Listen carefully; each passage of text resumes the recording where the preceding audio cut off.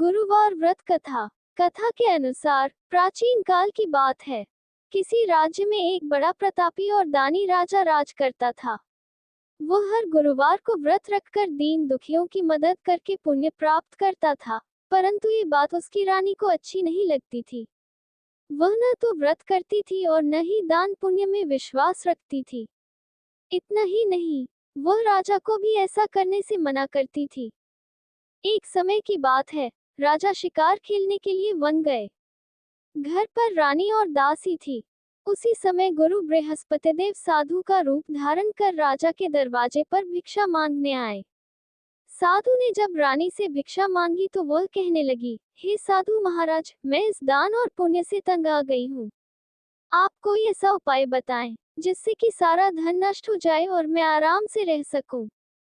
इतना सुनकर बृहस्पतिदेव ने कहा, हे देवी, तुम बड़ी विचित्र हो। संतान और धन से कोई दुखी होता है।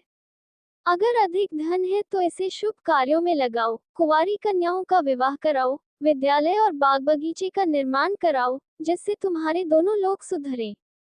परंतु साधु की इन बातों से रानी को खुशी नहीं हुई। उसने कहा कि मुझे ऐसे धन की आवश्यकता नहीं है जिसे मैं दान दूं और जिसे संभालने में मेरा सारा समय नष्ट हो जाए। तब साधु ने कहा, अगर तुम्हारी ऐसी इच्छा है तो मैं जैसा तुम्हें बताता हूँ तुम वैसा ही करना।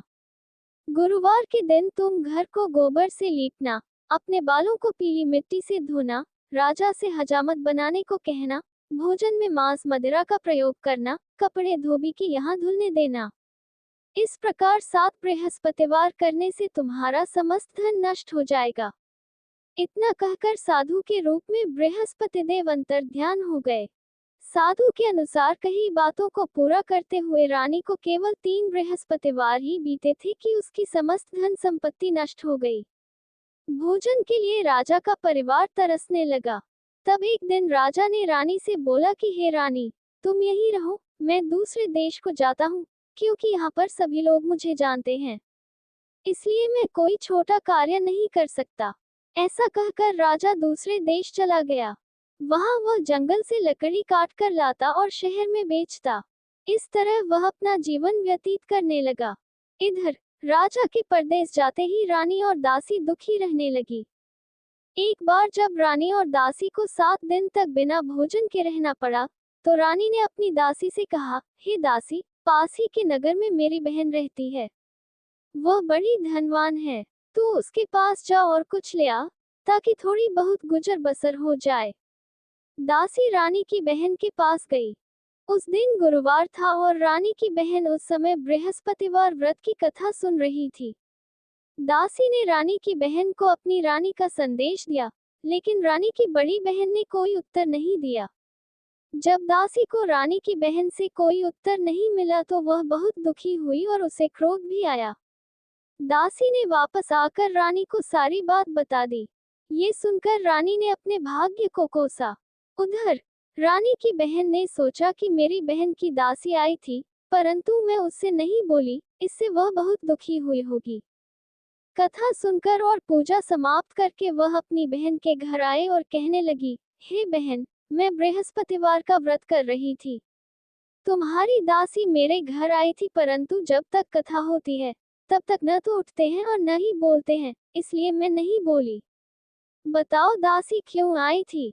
रानी बोली, बहन, तुमसे क्या छिपाऊं, हमारे घर में खाने तक को अनाज नहीं है। ऐसा कहते कहते रानी की आंखें भर आई। उसने दासी समेत पिछले 7 दिनों से भूखे रहने की पूरी बात अपनी बहन को बता दी। रानी की बहन बोली, देखो बहन, भगवान बृहस्पतिदेव सबकी मनोकामना को पूर्ण करते हैं। देखो, शायद तुम्हारे घर में अनाज रखा हो। पहले तो रानी को विश्वास नहीं हुआ, पर बहन के आग्रह करने पर उसने अपनी दासी को अंदर भेजा तो उसे सचमुच अनाज से भरा एक घड़ा मिल गया। ये देखकर दासी को बड़ी हैरानी हुई। दासी रानी से कहने लगी, हे रानी, जब हमको भोजन नहीं मिलता तो हम व्रत ही तो करते हैं, इसलिए क्यों न इनसे व्रत और कथा की विधि पूछ ली जाए, ताकि हम भी व्रत कर सकें। तब रानी ने अपनी बहन से बृहस्पतिवार व्रत के बारे में पूछा। उसकी बहन ने बताया, बृहस्पतिवार के व्रत में चने की दाल और मुनक्का केले की जड़ में अर्पित करें तथा दीपक जलाएं। व्रत कथा सुने और पीला भोजन ही करें। इससे बृहस्पति देव और भगवान विष्णु प्रसन्न होते हैं। व्रत और पूजा की विधि बताकर रानी की बहन अपने घर को लौट गई। 7 दिन के बाद जब गुरुवार आया तो रानी और दासी ने व्रत रखा। वह घुड़साल में जाकर चना और गुड़ लेकर आई। फिर उससे केले की जड़ तथा विष्णु भगवान की पूजा की। अब पीला भोजन की चिंता को लेकर दोनों बहुत दुखी हुई। चूंकि उन्होंने व्रत रखा था इसलिए बृहस्पति देव उनसे प्रसन्न थे। वह एक साधारण व्यक्ति का रूप धारण कर 2 थालों में पीला भोजन दासी को दे गए।